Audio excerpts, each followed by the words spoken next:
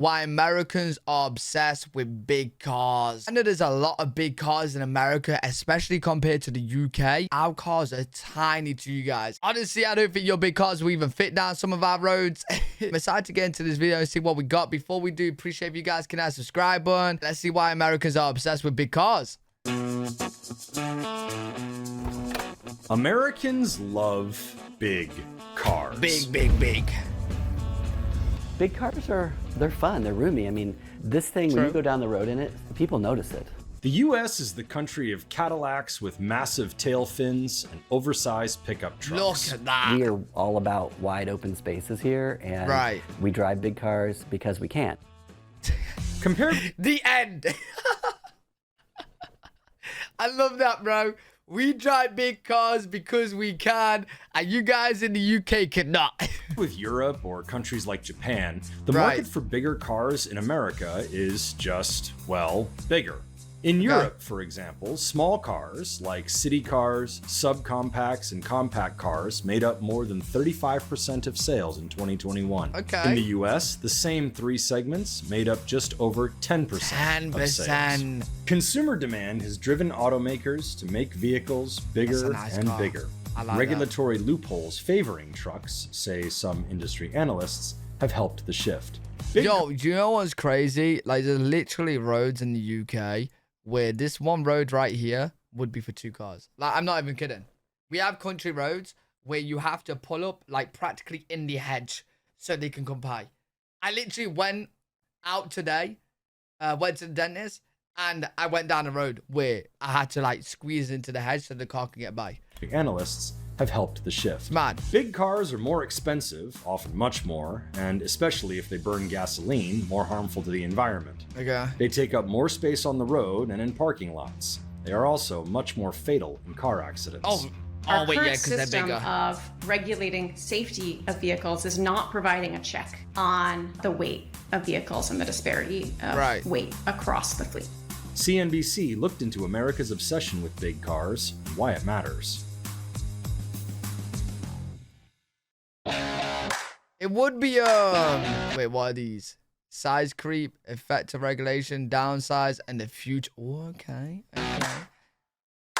It would be nice to have more space in the car, because I always feel cramped. This car is huge. It's almost 20 feet. Why are they so big? Because they could be. Gas was a quarter when this car was made. Who cared what the gas mileage was? And we wanted comfort, and we wanted style, and we wanted space. This is Vick-Paten. He is a General Motors loyalist. He loves Cadillacs, and especially Cadillacs from the brand's heyday in the 50s, 60s. Why is it that in America the cars look cooler as well? Like, I grew up watching shows like Fast and Furious and stuff, and the cars in America just look so badass, man. Like, if we had cars like that in the UK, I'd probably be into cars. But in the UK, we just got, I don't know, bro. Like, yeah, some people do out their cars, but I know they're not it, Chief. 70s. At that time, big cars meant something similar to what they mean today. Luxury, comfort, and status.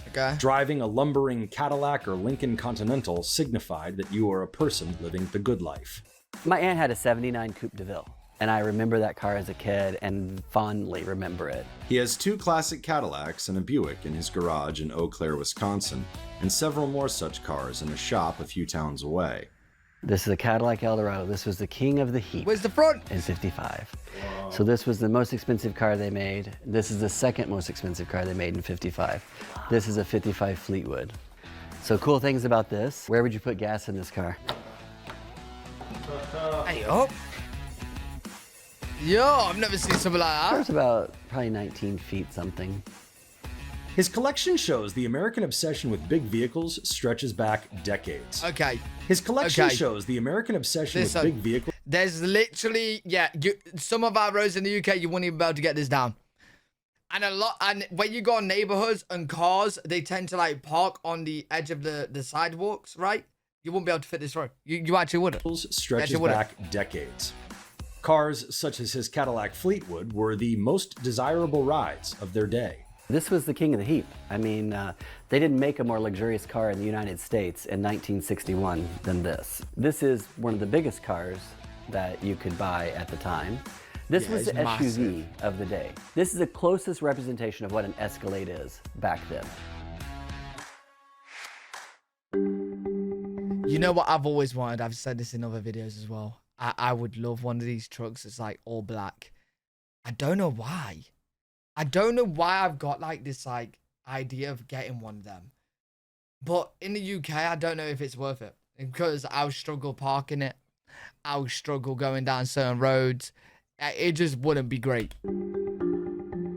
Ed Kim runs Auto Pacific, which conducts surveys and other research for automakers, suppliers, and others in the auto industry.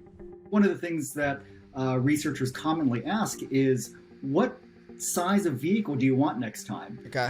And there will almost always be a significant number of people that say, I want something bigger next time. Customers express preferences for bigger vehicles. Automakers respond to that. Take, for example, the BMW 3 Series, an iconic performance sedan. When it was first introduced, it was far smaller than it is today. A lot of people kind of consider the E36 generation. Yeah, this is like standard size in the UK, bro. Which came out in the early 90s to kind of be the ideal embodiment of what a 3 Series should be. But it just kept getting bigger to the point where now it's not so far off from what the 5 Series was not that long ago. Kim says that this kind of size creep, where automakers bulk up a specific model over time, might result from misinterpreting survey data. Automakers take that data very literally and take that to mean, okay, we need to make the next generation of this vehicle bigger. Okay. And then because automakers always benchmark each other automakers end up doing the same and they make their vehicles bigger, and the cycle goes on and on and on. Researchers at Consumer Reports have found evidence of size creep, especially among pickup trucks.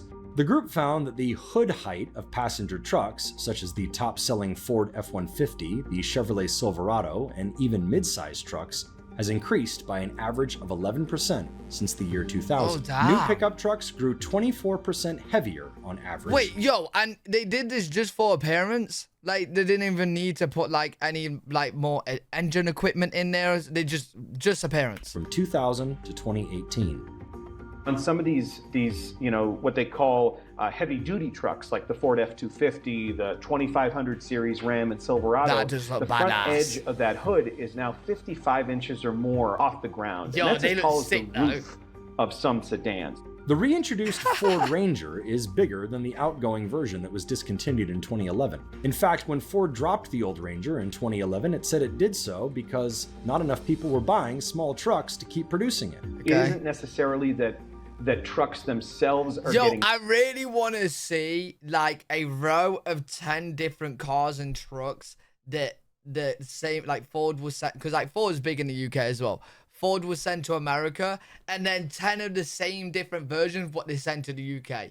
And I bet you, yo, the size of difference is crazy. Bigger, it's more that when a bigger option is available, more customers buy it. Oh, really? SUVs, okay, interesting. Crossovers, and pickup trucks now dominate car sales. Oh, wow. Some researchers say that regulations have incentivized automakers to make bigger vehicles. Kate Whitefoot is a researcher who has studied emissions rules. She says that when the government started regulating fuel efficiency in the 1970s, rules didn't take into account the size of the vehicles an automaker sold. Okay. But a lot of companies importing into the US market were selling smaller cars that by nature burned less fuel.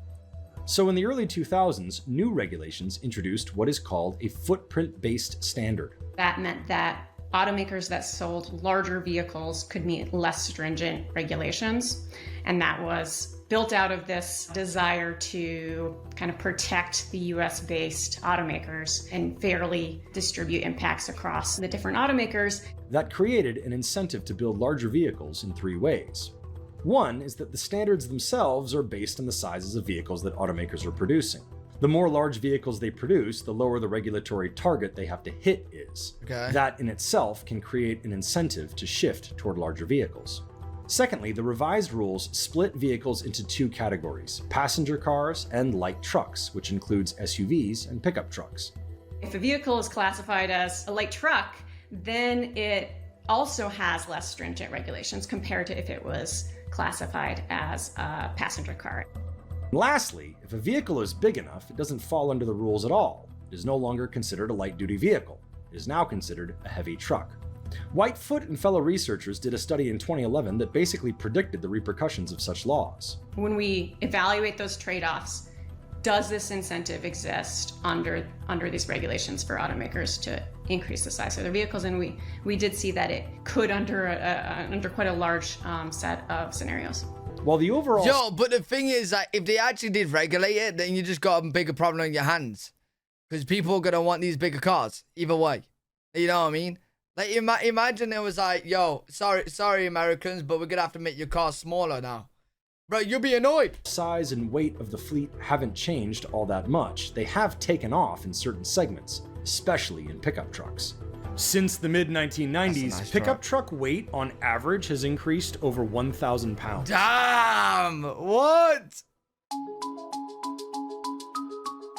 Research has found that in the event of a crash, a 1,000-pound increase in weight increases the chance of a fatality by 40 to 50%. Oh, really? The problem is that other people on the road can't choose how big the vehicles around them are. True. They also can sometimes create situations where a crash that may have been avoidable isn't as avoidable. So we found that some trucks have front blind spots that are 11 feet longer than in some sedans and 7 feet longer than in a lot of popular SUVs. Oh, wow. We've seen like what we call an arms race in vehicle size and weight, because, you know, if I'm concerned about my own safety, I'm just concerned about, is my vehicle bigger and heavier than other vehicles around me? And so vehicles, as a result, get larger and larger and larger because people just want to outcompete each other. Wait. Is that actually a reason why someone might opt for a big vehicle in America? Because, like, let's say, like, you was thinking about, yo, if I get in a crash and I'm in this small car and it's with a truck, I've got a problem. So let me get a big vehicle so I'm, like, more protected in a way. Is that a reason?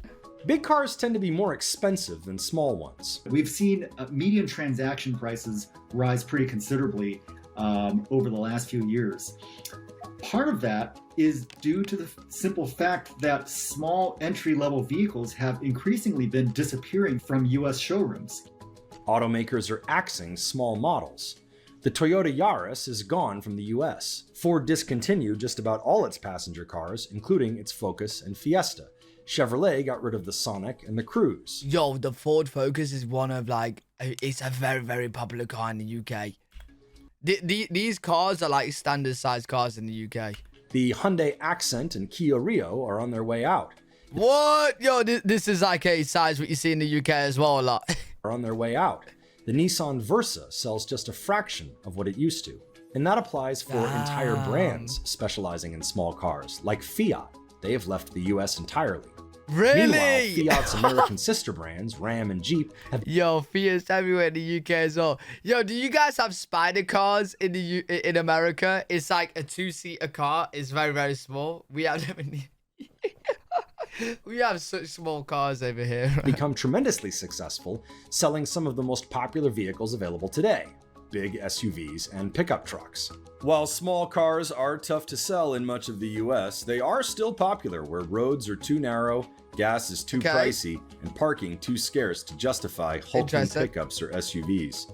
But SUVs are seeing serious growth in Europe too. An analysis from... You know what? I was just going to say this actually. SUVs are growing a lot in the UK. Like, more people are opting for SUVs. I don't know why. I don't know the reasons behind it, because I would like more room in my car, but the car parking spaces in the UK and like roads in the UK are that narrow. I don't know if I could have one, because I feel like I'd be hitting everything. But I am seeing more SUVs on the road. They're probably not as big as the American ones, but, you know, they're bigger than our, you know, standard cars in the UK. JATO Dynamics has found that in 2018, about 30% of new cars registered were SUVs. Okay, interesting. In 2021, that number had reached nearly 40%. That popularity comes at the expense of small cars, which have gone from 49% of share in 2018 to about 42% in 2021. That trend has continued in the first half of 2022. The future. There's a possibility that the rise of electric vehicles could change all this. Electric powertrains take up a lot less space in cars than do internal combustion engines. With more interior space, some industry analysts say it is possible Americans will seek out smaller cars simply because new EV vehicle designs will make better use of a car's total footprint. Right. Tastes change too, even after decades of obsession. Paten has lately developed a fascination with small, agile British cars. He bought a 1961 MG-A, which is dwarfed by the size of his Cadillac. Yo, that is tiny compared to that. I've always flirted with British cars. They're interesting. They look at a different way to do it. American GIs became obsessed with cars like these during World War II. That obsession unnerved American car makers enough to prompt the creation of a new generation of smaller, more agile American cars, such as the Corvette, the Ford Thunderbird, and eventually the Ford Mustang, each a legend in its own right. The whole start of the Americans' love affair with the automobile and sports cars, that all came out of English cars. Interesting. Yo, that is true though. Like, even though Americans do love like the big cars, but sport cars are always like the nicest luxury cars. You know what I mean? And they're small. But then again, they are like some big. Oh wait, no, they are even going bigger now. Like, for example, like the Lamborghini Urus is becoming very, very popular. I'm seeing it everywhere, especially like with other content creators buying them and stuff. And that's bigger. That's an SUV for a sports car. I'm not really like that tapped into like the sport world of cars. So I don't know how many like sport cars are like now bringing out SUVs, but maybe quite a few are. But yo, very interesting video. I would love to check out some of your cars. If you guys want to send me them, you can head over into my stream, twitch.tv/Elfredwg. We've got like a Discord page over there. You can send pictures and stuff. Really cool. So make sure you go do that. I'd really like to see your cars. The car that I got is just a small hatchback. It's quite cramped, not gonna lie. Interesting video. Enjoyed that. Hopefully you guys enjoyed as well. If you did, make sure you thumbs up, subscribe for more content. I'll see you all in the next one. Peace.